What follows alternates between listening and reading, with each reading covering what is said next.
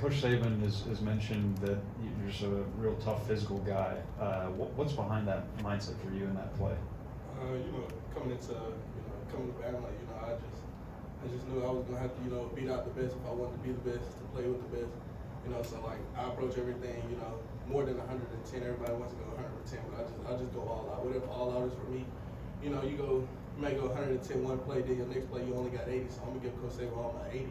Then the next play I might got 65, so I'm still gonna give him all my 65. So I just go out.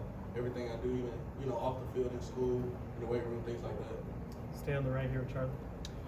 Is there a player in the NFL that you maybe model your game after or compare yourself to at all?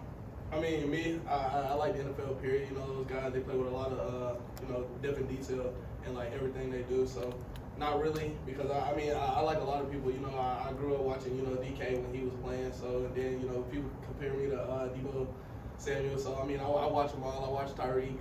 I watch AJ Brown. I watch Smitty. The guys that came from him. I get to watch film with them even when they was here. So I get to see how they, how they built their process up and the things they got better at and things that they were weak in and what they did to fix it. On the left, Kendrick and Tony. You've been lined up in a bunch of different positions. You've been getting the ball in creative ways. How difficult is that to prepare for? How much extra work did that take to prepare for throughout the week to kind of prepare yourself for these kind of unique situations? Oh yeah, most definitely. It's not the easiest thing, coming to a week and then actually it's a positive thing though, getting called on by the OC saying, we have a role for you or, we have something, just special for you and to take it upon yourself to not only know it but to master it and go out on the field and execute it is something major. Up front with Kennington. Coach Saban said you've been a really big part of special teams and how it's kind of translating into a bigger role on offense. How has playing on special teams kind of helped you develop in your time here and helped you develop a role on offense as well? I was definitely, coming in my freshman year, I played a little bit on offense, but then, I made my, my day break on special teams, because that was basically my Super Bowl every time, go out there on kickoff, punt return. I played all 4 phases, even like I do now, and it was just like, I just try to translate that to the ball, you know what I'm saying, when I'm on offense, go out there, catch the ball, and I'll turn straight to a kickoff return, you know what I'm saying, get it, see the hole, make a play, and expect for the best, you know what I'm saying. In the middle with Austin. Yeah, Coach Saban and a lot of your teammates have said you're a really hard worker at practice. How important is practice to you? Practice is most definitely is the most important thing. Practice is what prepares for the games, and if we don't have practice, we wouldn't have good games. Which I feel like practice is on top of everything. So like how you practice is gonna show up on the field. In the middle, Mike Rodak. When you are lined up in the backfield, how does that change things for you in terms of what you're looking for and what things you might be able to do from that spot? Coming out the backfield, I just do what I usually do. Read my keys. I read the play pre-snap. I see what coverage they're in. I see how they ID. I see what things I can do. Even coming into games, we might get looks that we haven't shown in practice. So I still have to make adjustments, pre-snap and during the play. So it played a major part. In the back with Nick Alvarez. Kind of 2 quick ones along those lines. In high school, were you similarly, on special teams, line of receiver, line with the backfield, do a little bit of everything? Yeah, most definitely. Coming out of high school, I was an athlete, so I played offense, defense, and I played everything on, special teams. So, this is just second nature to me. And how do you embrace that? And how do you embrace that mentality coming in, knowing, I might not have a defined role. I got to carve that out for myself and be open to doing different things as well.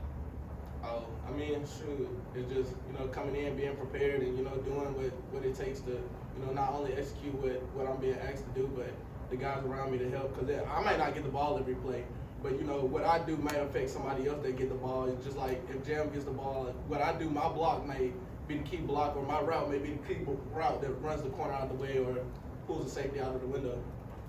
On the left with Kerry. Yeah, Kendrick, I'm just curious, when you're back on kickoffs, how do you make the decision on whether to run it back or take a fair catch if it's not to the goal line? All that's decided on, the kick. It's just like a punt. You look at the direction of the ball, how you track the ball, which we're all taught that stuff like that. So, and then the timing. It really has come down with the timing, you know what I'm saying? Like, just say a guy kicks a ball, which hopefully never happens, but it's in the air for 10 seconds. That's enough time even for me to run down and I can run through the end zone in 10 seconds.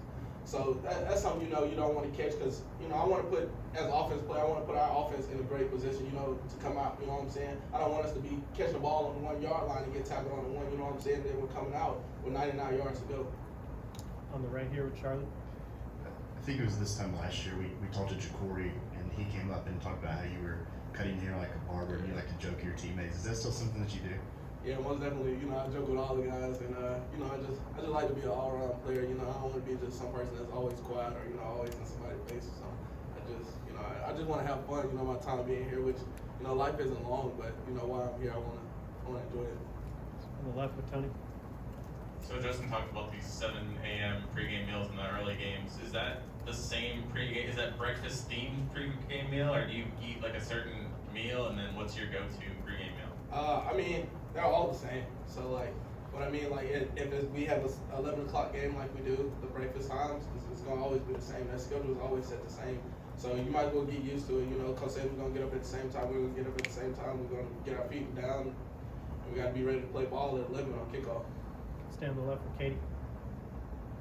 You talked at the beginning of this that if you want to be out the best, you have to be out the best to be the best. In a place like Alabama where there's so much depth, especially in the receiver room, is it kind of tough at times to be patient to get your time on the field, or is it just part of the process of being here?